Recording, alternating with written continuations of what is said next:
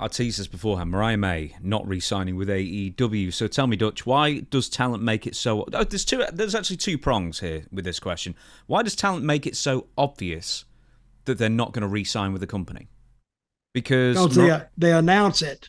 Yeah, Mariah May apparently told Tony Khan, "I'm not re-signing with AEW when my contract is up," and there was like another 6 months or something like that. But my question is, how did that news get out there? Mariah May put it out? No, there were rumors. I think that's one of the wrestling newsletter website and newsletter things that filtered out there. But Tony let it out, I guess. He could have done, because the story. So who's the leak? Well, whether it's her or Tony or someone else in AEW, Mariah May apparently told Tony Khan before the AEW Revolution pay-per-view back in early March that she was not going to be re-signing with AEW when a contract was up, and I think the contract was up in, like, I don't know, September or something, like had 6 months left maybe. So what Tony did was then make sure that her feud with Tony Storm was blown off at the pay-per-view. Done. And then, since then, Mariah May's been off TV. And how long does she have to September? Yeah, maybe 6 months. I'm just sort of plucking that out of thin air, I think, but it's something like that. Well, she's a good talent.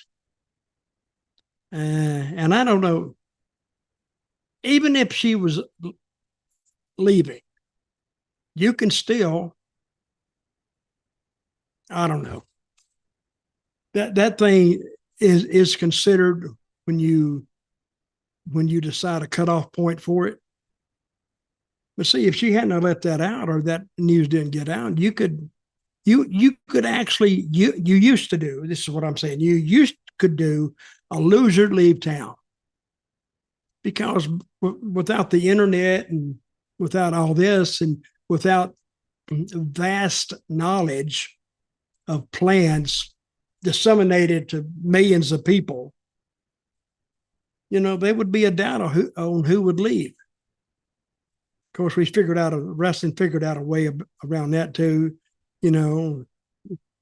I did it. Dusty did it. So we would lose the match. We were the good guys. We'd lose the match, and then all of a sudden, this other wrestler would show up under a hood, under a mask, and you could do that a couple of times before we got old hat, but it was a good way to recover from it. And then by the time after 3 months was up, you're ready to unveil. People had forgot the loser leave. You're supposed to leave town for a year. People have forgotten that, so you just travel right on. But that's how a lot of things just happen, just because it could. But if the news hadn't got out that she is not re-signing, now they can't do anything with her. Well, it wasn't even that. She told Tony Khan she wasn't re-signing. But here's the big question. Why would you tell your boss that instead of making him think that, well, maybe if she'd kept that to herself, you could just play AEW and WWE against each other and get a better deal out of it? Why? Okay, maybe she said, I'm going to tell him I'm not re-signing. Would he say, the natural question would be why? And what did she tell him? Do you know any part of the conversation they had? No. All that I know is apparently she's going to be seeing out the rest of her contract at home, because as soon as you tell Tony Khan that you've got a desire to leave, he will take you off TV immediately, which is why the Tony Khan-Mariah May feud was ended prematurely, because right before that last match, Mariah went, I'm going, and Tony went, okay, well, you're losing this match and then you're gone. But I'm going to pay you for 6 months first before you can sign anywhere. Brother, I'd be busting my nuts off to sign somewhere else. I could sit home, I could train, get back to like normal life, and still get paid.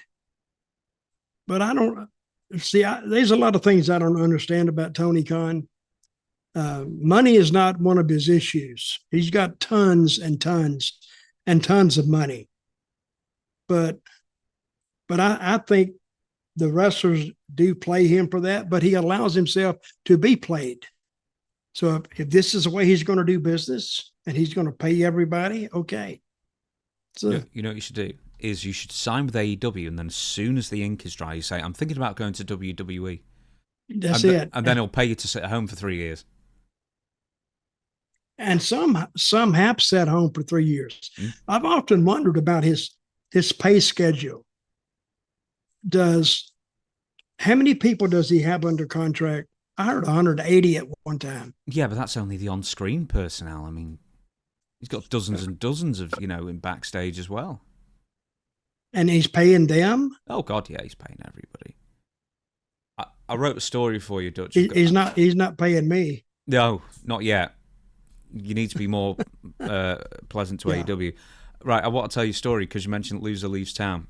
Cactus Jack, when he was still in like Dallas, I think with Eric Embry and stuff, was wrestling a Loser Leave Town, right? And everybody going into it, no internet, obviously. Everybody going into it, or quite a lot of people going into it, knew that Cactus Jack was going to lose. Do you know how?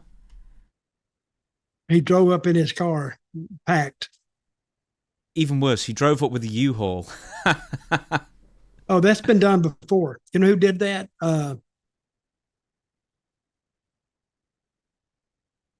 I can't remember. An old timer. He was in Florida, and he had a Loser Leave Town match. And Tallahassee is the northern part of the state. So they finished him up. His last state would be Tallahassee. I forgot where he was going, Atlanta, I think. So he pulled up to the arena in a U-Haul truck, packed, and a U-Haul pulling behind his car with all his stuff in the U-Haul, and went in. And they said, "What? Are you leaving?" He said, "No. What makes you think that?" And I forgot who did that. It wasn't Cactus, but Billy Spears, I think, an old time heel, had a lot of heat. And so he told me that story. So he did. And where was this town at when he was in? Oh, Texas? Dallas, I think, yeah. And I never heard that story, but I have heard it in the Florida story I've heard.